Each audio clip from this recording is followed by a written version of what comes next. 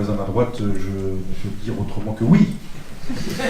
C'est ce que j'appelle le dialogue social serein versus le dialogue social contraint. C'est-à-dire que le vrai dialogue, c'est lorsqu'on a un objectif ou un projet commun, eh bien, toutes les parties prenantes comprennent quel est l'objectif de ce projet commun. Et ce que je trouve très intelligent et très fin dans une démarche RSE, c'est que lorsque vous le mettez au cœur de votre projet d'entreprise, eh bien, vous allez faire comprendre au plus grand nombre, et entre autres aux partenaires sociaux, si vous en avez dans l'entreprise, et à l'ensemble des salariés, que, ah oui, on est tous co-responsables de ce projet. Alors, chacun dans son rôle. Dans l'entreprise patrimoniale, le chef d'entreprise assumant la prise de risque, hein, mais en retour, devant assurer la juste rémunération, la juste protection, et puis, en attendant, la juste, on va dire, engagement et loyal, le côté loyal de ses salariés. Donc, une fois qu'on a travaillé ensemble sur un projet commun d'entreprise, parce que c'est ce que permet la RSE, eh bien, ça donne du sens et du mouvement à tout le monde et va tous dans le même sens. Alors, tout ça, bien évidemment, c'est pas toujours un tapis, voilà, un de rose, hein, voilà. Hein, donc, mais franchement, ça permet de faire comprendre au plus grand nombre quel objectif on poursuit et de donner du sens à l'entreprise. Philippe Portier, je vais vous poser la même question, mais on a beaucoup parlé de parties prenantes, et vous, c'est un terme qui ne vous plaît pas tant que ça, vous parlez plutôt de parties constituantes. C'est quoi la nuance? Oui, alors avant de répondre, je vais faire un petit détour. Déjà, merci de votre invitation. Philippe Portier, j'ai oublié de le préciser, est membre de la commission exécutive de la CFDT, en charge, vous m'entendez bien, en charge notamment du dialogue social. Oui, alors déjà, peut-être vous dire que alors, quand les militants me demandent quand tu travaillais, tu faisais quoi, je suis en fait issu d'une PME de 80 personnes, simplement pour vous dire que je connais bien ce que c'est une PME et que je sais ce qu'on peut faire, ce qu'on ne peut pas faire dans une PME. Ceci étant dit, je vais peut-être revenir sur pourquoi la RSE c'est assez naturel à la CFDT. En fait, depuis la création de la CFDT en 1964, l'histoire du développement durable, ça ne s'appelait pas comme ça à l'époque, a été une de nos préoccupations. Au début des années 70, il y a un livre qui a marqué beaucoup les militants de la CFDT qui s'appelait « Les dégâts du progrès », où déjà on faisait la critique de notre modèle productiviste qui ne fait pas attention aux ressources de la planète, et on disait que c'était pas durable, c'était pas le mot utilisé à l'époque, mais ça revenait à ça. Et la RSE est venue, et c'était très naturellement qu'on a vu en la RSE un levier pour aller vers un développement durable. On a une certaine critique sur les RSE dans le sens où les premières lois, NRE, Grenelle, etc., ont eu une logique assez descendante. Hein, c'est-à-dire que la RSE, c'était essentiellement du reporting. Alors, ça n'a pas que des défauts, le reporting. Ça a l'avantage de donner une certaine transparence.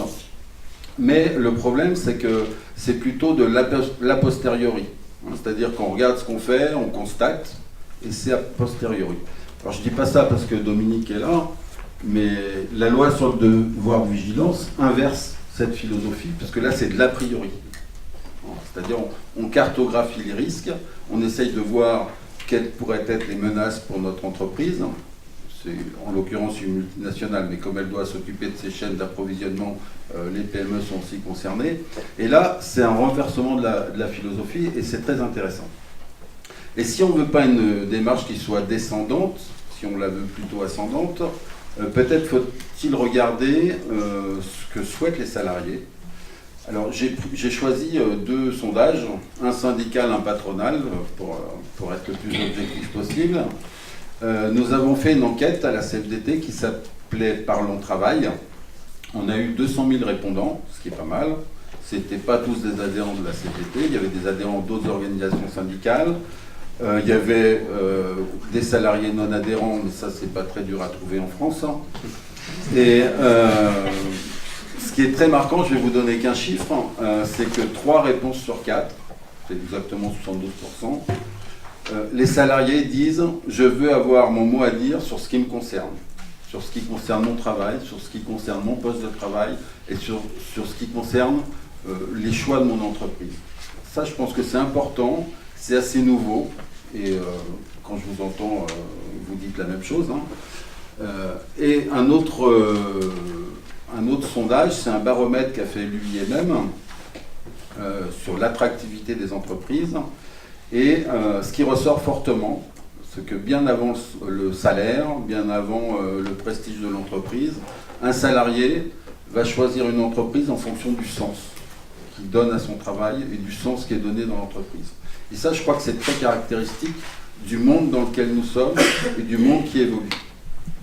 Alors, tout ça pour dire quoi? Tout ça pour dire que, et j'en viens à la question, est-ce que la RSE est un outil du dialogue social? Je ne crois pas. Je me demande si ce n'est pas l'inverse.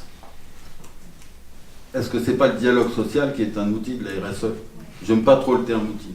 Mais tout ça pour vous dire, si je prends les ordonnances, je vous rassure, je ne vais pas vous faire un couplet sur les ordonnances, mais si vous m'invitez à en parler, je viendrai volontiers. Les ordonnances, qu'est-ce qui se passe? Il y a des deux côtés une focalisation sur les moyens. Les entreprises cherchant à les réduire et les salariés cherchant à les augmenter. Mais pour moi, c'est très caractéristique d'un dialogue social qui est plus basé sur la défiance que sur la confiance. Et cette confiance, elle n'y est pas. Et je trouve que les ordonnances, c'est un très bon révélateur de ça. Et la RSE, ça me semble être un domaine de discussion qui sont stratégiques, qui donnent du sens au travail, qui donnent du sens à l'entreprise, qui donnent du sens à sa vie, parce qu'on passe beaucoup de temps au travail dans sa vie.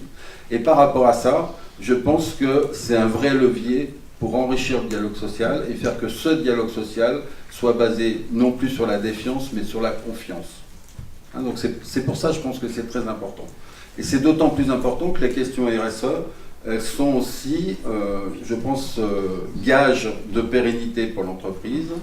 Elles peuvent être source de meilleurs rendements financiers quand on arrive à faire des économies sur l'énergie, sur les fluides, sur les transports parce qu'on raccourcit les circuits. Il y a vraiment beaucoup de choses à gagner. Donc c'est pour ça qu'on est très intéressé par la démarche qu'a initiée la CPME. Un label sectoriel, c'est tout à fait compréhensible parce qu'on ne peut pas demander à chaque entreprise, chaque petite entreprise de tout faire. Ça je suis bien conscient de ça. Donc il y a des choses qu'il faudra qu'ils se passent au niveau de la branche, des choses qui devront se passer au niveau de l'entreprise. Et je pense que c'est grâce à ça qu'on arrivera à rétablir un lien de confiance entre les représentants du personnel et les employeurs. Je termine, je ne suis pas plus long. Dans le cadre du pacte productif, demain, nous devons rendre nos propositions, donc la CFDT va le faire, bien sûr, et je n'en choisis qu'une. On va demander, une de nos propositions, c'est la mise en place d'un Small Business Act, donc qui vous concerne très, très directement. Et je n'ai pas réfléchi plus que ça, mais on pourrait aussi imaginer un lien entre ce fameux Small Business Act, si on arrive à l'avoir, et quelque chose qui tourne autour des labels sectoriels. Finalement, sans tout à fait répondre à ma première question, les parties constituantes rentrent bien dans cet esprit de partie prenante. Pourquoi on ne se dit pas partie prenante et on a aussi la crainte que le CSE demain s'ouvre à d'autres qui nous semblent pas forcément aussi légitimes pour traiter de certaines questions. Donc on se dit partie constituante parce que selon nous, il y a deux parties constituantes dans l'entreprise. C'est la partie ou sa représentation qui apporte le capital, et l'autre partie, c'est celle qui apporte, ou sa représentation, qui apporte la force de travail. Et ces deux parties-là sont un petit peu atypiques par rapport à toutes les parties prenantes. C'est pour ça qu'on fait bien le distinguo entre partie prenante et partie constituante. Merci Philippe Portier. Je vous propose de clore cette table ronde, parce que malheureusement on a pris pas mal de retard. Et je ne voudrais pas que nous terminions trop tard, d'autant qu'il y a certains intervenants qui ont des impératifs ensuite. Je vais passer la parole à Dominique Potier, un peu en grand témoin, ce que vous inspire, monsieur le député, les propos qui ont été tenus sur cette démarche sectorielle avec différents exemples, de petites entreprises et entreprises plus importantes dans des secteurs d'activité très différents. Oui, j'ai noté quelques points un peu dans les propos de chacun. Moi, je trouve que cette première table ronde est très, très enrichissante. Chez M. Piovacini, la question du langage commun et du sens, je l'ai quasiment repris à votre compte dans les métiers qui sont les vôtres. Et vous avez pointé un sujet important qui est, par rapport à des donneurs d'ordre, de retrouver une capacité de négociation pour la PME. La PME se retrouve face à des marchés publics où les clauses sociales sont parfois ambiguës, elles sont difficiles à tenir, et parfois par rapport à des donneurs d'ordre qui sont des ETI ou des multinationales, qui peuvent se servir de ces mêmes clauses RSE pour finalement écraser d'un poids important le cahier des charges du marché qui est ouvert. Un label public aurait cette capacité à redonner une capacité à tenir un langage certifié qui atteste. Je pointe cette piste, on l'avait évoquée, ce n'est pas un sujet qui est mineur. Chez M. Joanny, j'ai retrouvé l'importance de dire on est dans un processus. Vous avez parlé de démarche. Moi, je crois beaucoup au processus. On a enclenché, tout ne sera pas par des réformes de l'État, tout ne sera pas par la puissance privée, mais il m'intéresse à l'interface de la puissance privée et publique, de voir comment on engage ces processus qui eux-mêmes vont s'auto-porter et apporter ces choses-là. Vous avez beaucoup insisté dans vos propos sur la question de l'interdépendance entre les entreprises et les donneurs d'ordre, et là encore, je vois un élément de stabilité à travers ce pacte, ce pacte entreprise RSE tel qu'on l'évoquait à l'instant. Alors chez Gilles Bonmaury, je connais bien la plateforme parce qu'on a beaucoup souffert avec le devoir de vigilance de cette plateforme. Il y avait en permanence, je ne vois pas, on est notre grand ici, le MEDEF disait non, on ne veut pas. Pendant 5 ans, j'ai entendu qu'on ne pouvait pas faire. L'unanimité des plateformes fait qu'il n'y a rien de très neuf qui peut sortir, parce qu'il y a toujours quelqu'un qui peut dire non. Alors ça peut être une ONG, ou ça peut être le MEDEF, ou on peut changer de rôle à chaque fois, mais c'est sympa. Mais à mon avis, vous faites de l'expert, vous avancez. Moi j'ai envie de vous bousculer un peu, mais amicalement, parce que je sais quelles sont vos valeurs et vos combats. J'ai envie de dire, sur la plateforme, il faut absolument que vous intégriez la question que pose la CPME, qui est celle du tiers public. On ne peut pas être qu'avec un tiers de confiance qu'un certificateur. Il faut absolument la médiation d'un tiers public qui est la puissance publique. Alors je l'affirme, ce n'est pas tendance, mais la puissance publique est le garant de ce langage commun. Et je glisse sur un autre sujet qui est celui du socle.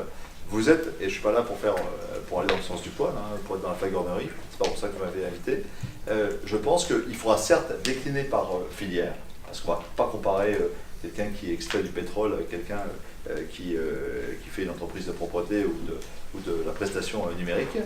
Pour autant, il me semble qu'il y a un socle commun. Je ne sais pas dire aujourd'hui s'il fait 75% des 100 critères qu'on devra renseigner, mais s'il n'y a pas un socle commun, on est en train de dire que rien n'est comparable.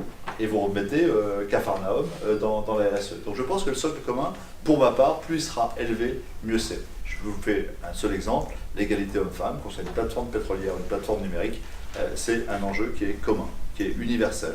Donc ça fait partie, s'il compte pour 20% des 100 points, eh bien il fait partie d'un socle commun, et ainsi de suite. Alors je pense que pour l'empreinte carbone, on ne va pas comparer la plateforme numérique pétrolière ou l'entreprise de propreté, mais je crois qu'il faut pousser au maximum à l'idée d'un socle commun.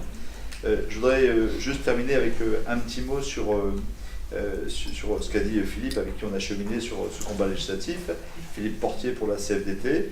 Vous avez reparlé de la question du socle, vous avez bien pointé, moi je n'avais jamais pris conscience que la démarche que vous initiez là a ça en commun avec le devoir de vigilance, qu'elle fait confiance au monde de l'entreprise.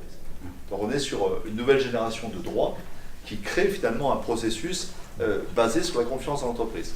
Dans le devoir de vigilance, c'est à la multinationale de déterminer la cartographie des risques, qui n'est pas la même dans l'agroalimentaire, le textile, le fossile ou le textile, évidemment. Les enjeux ne sont pas les mêmes, ce n'est pas les mêmes régions du monde et tout. À elle de déterminer elle-même l'intelligence des solutions pour prévenir les risques, les Rana Plaza, les effets carbone et le travail des enfants, etc. Donc c'est à elle de déterminer la connaissance du monde et de ses filières et d'y apporter des solutions. Le juge étant là pour certifier l'authenticité des moyens à hauteur des enjeux. Donc on est sur une construction du droit qui est assez novatrice, et finalement, dans la RSE qui est plus en soft law, la volontaire telle qu'on l'a décrit, on retrouve la même démarche de travailler a priori et non pas en faisant du reporting a posteriori, qui est souvent le défaut Vous savez, ces gros rapports de RSE, vous les connaissez, hein. On en cire 5 belles images et ça se termine par l'entreprise bienfaitrice de l'humanité. Sauf que ça trompe personne et ça fait puérir personne. Donc c'est pas avec ça qu'on va y arriver. Il faut retrouver une confiance. Et ce langage, ce sera non seulement sur un socle commun, mais il sera une dynamique de progrès puisqu'il sera fondé sur de l'a priori. Je terminerai juste par un clin d'œil, puisque vous parliez, François et Philippe, de dialogue social. Ça pourrait être un dialogue sur le partage de la valeur. Après tout, je me prends à rêver, j'ai peut-être un truc qui est une bêtise, mais on est là pour prendre des risques ici. Et si les gains qu'accorderait l'État au bénéfice de l'entreprise ayant une bonne note de RSE, sous forme de baisse des cotisations sociales ou de baisse d'impôts. Et si ce gain-là était bien dans la comptabilité nouvelle de l'entreprise, identifié, et qu'il puisse rentrer dans la base d'une participation avec les salariés, nous donnerions là une sorte de crédit à cette codétermination qui finalement serait favorisée par cette dynamique de projet de RSE. Il y a là un dessin qui me paraît intéressant. Merci beaucoup Dominique Potier. Je vous ai dit tout à l'heure que je serais intraitable en tant que maître.